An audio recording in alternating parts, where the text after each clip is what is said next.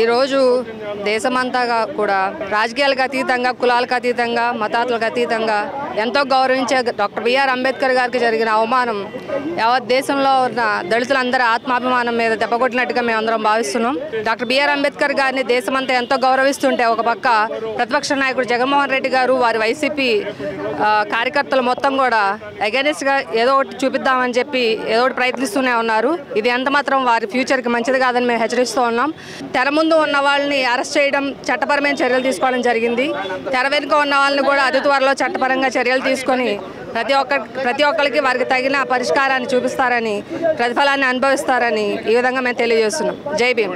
ఈరోజు రాష్ట్ర వ్యాప్తంగా అన్ని పార్లమెంట్ హెడ్ క్వార్టర్స్లో జగన్మోహన్ రెడ్డి ఏదైతే అబద్ధాలు, అసత్యాలు నిజాలుగా చిత్రీకరించాలని చూస్తున్నారో, మనం వెనక్కి వెళ్ళి చూసుకుంటే అధికారంలోకి రాకమునుపు జగన్మోహన్ రెడ్డి అబద్ధాలను పదే చెప్పి అవి వాస్తవాలుగా చిత్రీకరించి ఆంధ్రప్రదేశ్ రాష్ట్ర ప్రజలను మోసం చేసి అధికారంలోకి వచ్చిన తర్వాత ఆ పందాన్ని కూడా మార్చుకోకుండా, ఆ బుద్ధి కూడా మార్చుకోకుండా అదే విధానంతో 5 సంవత్సరాలు ఆంధ్రప్రదేశ్ రాష్ట్ర ప్రజలను మోసం చేసి అబద్ధాలని సత్యాలుగా ప్రచారం చేసుకొని అధికారం చేసింది ఆంధ్రప్రదేశ్ రాష్ట్ర ప్రజలు చూశారు.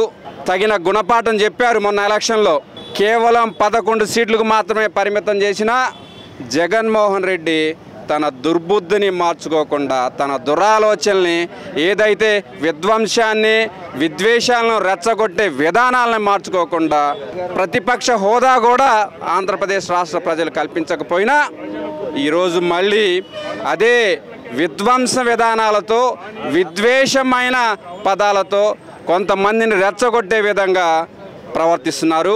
ఆంధ్రప్రదేశ్ రాష్ట్ర ప్రజలందరూ కూడా దీన్ని గమనిస్తున్నారు. మొన్న గంగాధర్ నెర్లూరులో జరిగినది ప్రజలందరికీ వాస్తవాలు తెలుసు. అయినా కానీ ఆ వాస్తవాన్ని వక్రీకరించి, ఆ వాస్తవాన్ని దాచిపెట్టి ఒక దురాలోచనతో ఒక విధ్వంసాన్ని సృష్టించాలనేసి ఆఖరికి రాజ్యాంగ నిర్మాత అయిన బాబాసాహెబ్ అంబేద్కర్ గారిని కూడా ఇందులోకి లాగడం చాలా నీచమైన పని, చాలా దుర్మార్గ పని. ప్రజలందరూ కూడా చూశారు. వాస్తవాలన్నీ కూడా ప్రజలందరికీ తెలుసు. అయినా కానీ జగన్మోహన్ రెడ్డి తన ఒక్కరి బుద్ధిని, తన దుర్బుద్ధిని ఆంధ్రప్రదేశ్ రాష్ట్ర అభివృద్ధికి కాంక్షించకుండా, అభివృద్ధిలో పాలు పంచకుండా దీన్ని ఎలా అయినా వినాశనం చేయాలి, విధ్వంసం చేయాలనేసి ఆలోచన విధానాలతోనే ముందుకు వెళ్తున్నారు. అయినా కానీ ఆంధ్రప్రదేశ్ రాష్ట్ర ప్రజలు చాలా తెలివైన వారు. మీ దుర్మార్గపు ఆలోచనల్ని, ఏదైతే రాష్ట్రాన్ని విధ్వంసం చేయాలనుకుని మీరు ముందుకు వెళ్తున్నారో మీకు ఇంకా తగిన బుద్ధి చెప్తారు.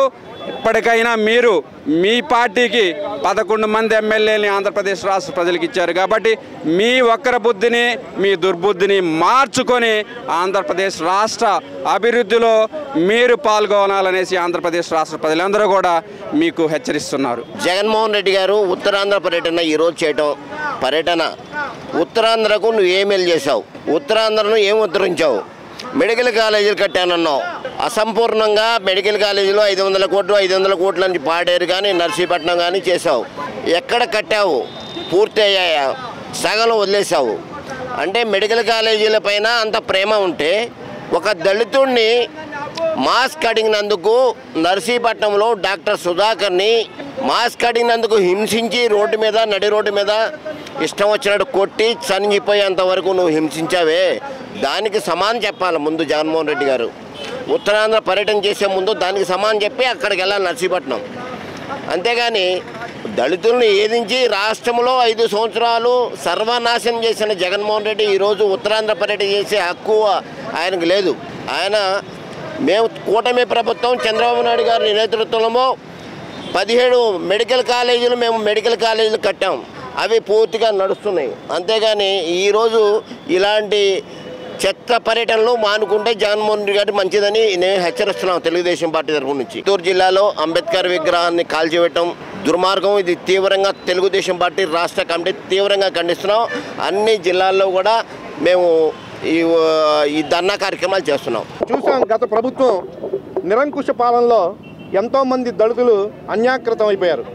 ఈరోజు అటువంటి వాళ్ళని ముందుకు తీసుకొస్తూ P4 విధానాన్ని తీసుకొచ్చి రాష్ట్ర ప్రభుత్వం పేదలందరినీ ఒక ఉన్నతమైన స్థాయికి తేవాలని ఆలోచిస్తుంటే కుయుక్తులతో ఈ బడుగు బలహీన వర్గాలు తెలుగుదేశం పార్టీకి ఎక్కడ దగ్గరైపోతున్నారో రాబోయే రోజుల్లో ఈ 11 సీట్లు కాదు, నా సీటే నేను గెలవలేని రోజు ఉంది మొన్న, మరి నా పరిస్థితి ఏంటనే ఒక ఆలోచనతో డాక్టర్ బాబాసాహెబ్ బిఆర్ అంబేద్కర్ గారిని మరి ఒక పావుగా వాడుకుంటూ, ఆయన అటువంటి మహానుభావుడిని, ఒక దేవుణ్ణి నువ్వు వాడుకుంటూ ఈ రాష్ట్ర ప్రజల్లో చిచ్చు పెట్టాలని చూస్తున్నావు జగన్మోహన్ రెడ్డి. నీకు ఈ అర్హత లేదు.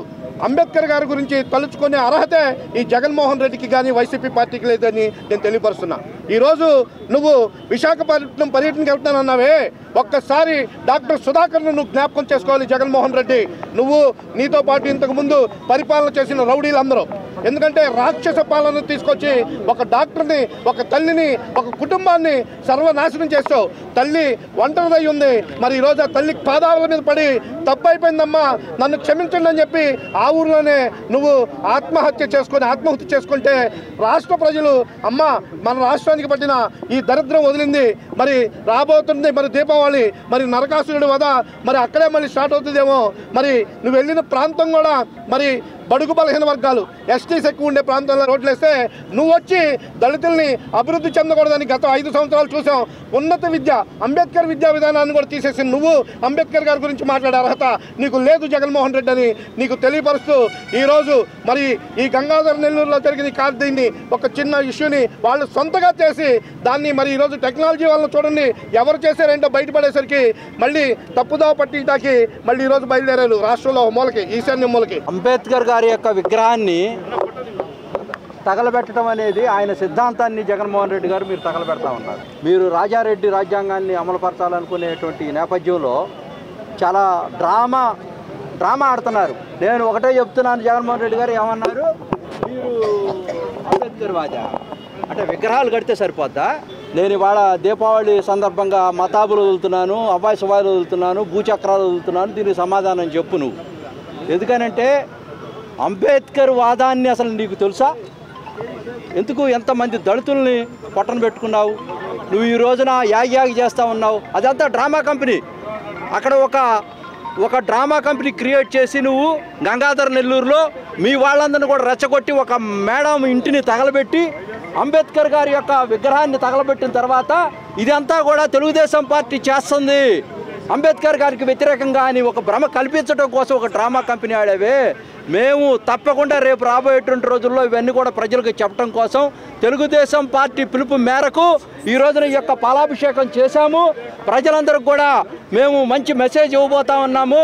వైసీపీ పార్టీ అంబేద్కర్ గారికి వ్యతిరేకంగా చేస్తూ ఉంది. ఈ డ్రామా కంపెనీని కట్టిపెట్టాలా? మేము కలబడతాం, నిలబడతాం, బుల్డోజ్ చేస్తాం, ప్రజల కోసం ఏదైనా చేస్తాం, ప్రజా సంక్షేమం కోసం చేస్తాం. ఈ యొక్క కృష్ణా జిల్లాలో, ఉమ్మడి కృష్ణా జిల్లాలో ఈ రోజున విజయవాడ నడిబొడ్డులో అంబేద్కర్ వాదులుగా మేము ఒక్కటే చెప్పదలుచుకున్నాం. మా ఎంపీ గారు కేశినేని శివనాథ్ చిన్ని గారు అంబేద్కర్ వాదిగా అంబేద్కర్ వాదులందరినీ కూడా కలిపి ఈ రాష్ట్రంలో ఒక మంచి మెసేజ్ ఇవ్వాలని ఆదేశం మేరకు ఈ రోజున మేమంతా పార్టీ అంతా కూడా చేస్తూ ఉన్నాం. ఇక్కడ పిల్ల రౌడీలకి మేము ఒక సమాధానం చెప్పదలుచుకున్నాం అంబేద్కర్ సాక్షిగా. ఏమండి, మీరు ఈ విజయవాడ రక్త చరిత్ర రాసినటువంటి మీరంతా కూడా దెయ్యాలు వేదాలు వల్లిచ్చినట్టుగా మా మీద దాడి చేస్తూ, ఎంపీ గారి మీద దాడి చేస్తూ మాట్లాడుతున్నారే. మా మీద ఏం బురద చల్లినా కూడా మేము కడుక్కోవటానికి సిద్ధంగా ఉన్నాం. ఖబర్దార్, మేము రేపు రాబోయే రోజుల్లో అంబేద్కర్ గారి విధానాన్ని ముందుకు తీసుకెళ్తాం. తెలుగుదేశం పార్టీ ఉజ్వలంగా ముందుకెళ్తుంది. వైఎస్ఆర్ పార్టీ కోకడి వేళతో కూడా సర్వనాశనం అయ్యేటువంటి పరిస్థితి వచ్చింది. కనీసం వాళ్ళ జెండా గురించి కూడా ఆలోచించే పరిస్థితుల్లో దళితులు, బహుజనులు, ఎస్సీ, ఎస్టీ, బీసీ మైనార్టీలు లేరని కూడా ఈ సందర్భంగా హెచ్చరికలు జారీ చేస్తూ నీ కపట నాటకాలు కట్టిపెట్టు జగన్మోహన్ రెడ్డి గారని ఈ సందర్భంగా తెలియజేస్తున్నారు. నీకు ఇంకా కూడా బుద్ధి రాలేదు. 5 సంవత్సరాలుగా ఈ రాష్ట్రాన్ని పరిపాలన చేశావు. విధ్వంసకరమైనటువంటి అరాచకమైనటువంటి పాలనని ఆ రోజున ప్రజలకి చూపించావు. నువ్వు ఈరోజు 11 సీట్లకి నిన్ను కుదించి వేసినా కూడా ఈ రోజుకి కూడా నీ వక్ర బుద్ధి మారటం లేదు.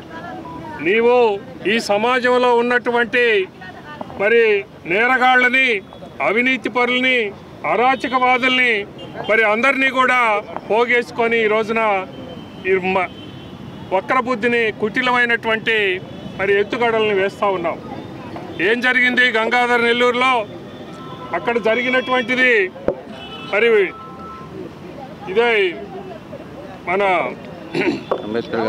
అంబేద్కర్ విగ్రహానికి నిప్పు పెట్టడం అనేటటువంటి దాన్ని మరి మీ వాళ్లే నిప్పు పెట్టి దీన్ని మరి తెలుగుదేశం పార్టీ వైపు నెట్టడానికి ప్రయత్నం చేశావు.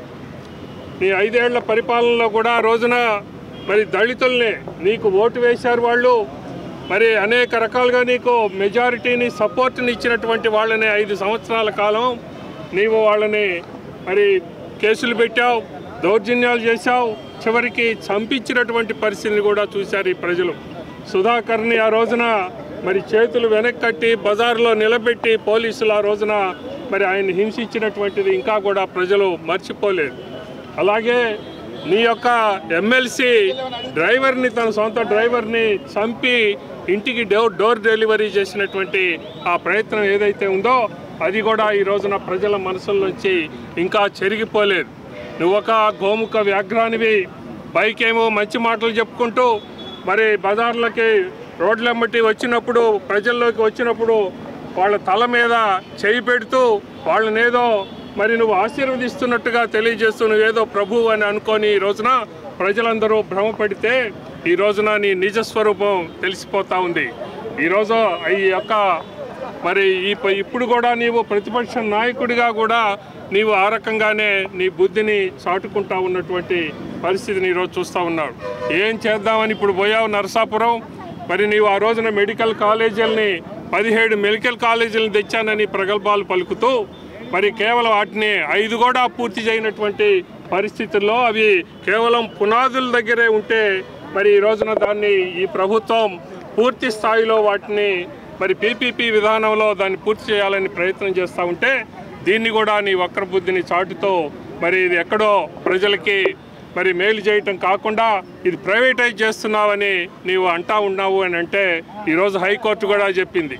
ఏమన్నది హైకోర్టు? ఏమైంది మరి ప్రజలకి వస్తువులు సమకూర్చాలి అన్నప్పుడు దాన్ని ప్రైవేటైజ్ చేస్తే ఏమిటి, పీపీపీ పద్ధతిలో పూర్తి చేయటం అయితేనేమి, ఏదైనా సరే పని పూర్తి కావాలి కదా అని ఈ రోజున హైకోర్టే పేర్కొన్నటువంటి వైనాన్ని ఈ రోజున మనం చూస్తూ ఉన్నాం. అందుకే ఈ 5 సంవత్సరాల పరిపాలనని ప్రజలు ఇంకా మరి దాదాపు రాబోయేటటువంటి 15 ఏళ్ళు కూడా మర్చిపోరు. నీకు పూర్తిగా నీ పార్టీకి నీ యొక్క మరి దీనికి అందరూ కూడా సమాధి కట్టారు అనేది నిజం. ఇది నీవు గుర్తుంచుకో. ఇకనైనా సరే బుద్ధి తెచ్చుకోకపోతే కనీసం బజార్లలో కూడా నీవు ఈ రోజునేదో నేను జనాన్ని ఎమటేసుకొని పోలీసుని ధిక్కరించి రూల్స్ని నియమావళిని ధిక్కరించి వెళ్తానని అంటా ఉన్నావు. ప్రజలు మరి ఎదురు తిరిగి నిలబడి నిన్ను పరారయ్యే పరిస్థితిని తెచ్చుకోబాకు అని హెచ్చరిక చేస్తూ ఉన్నాం.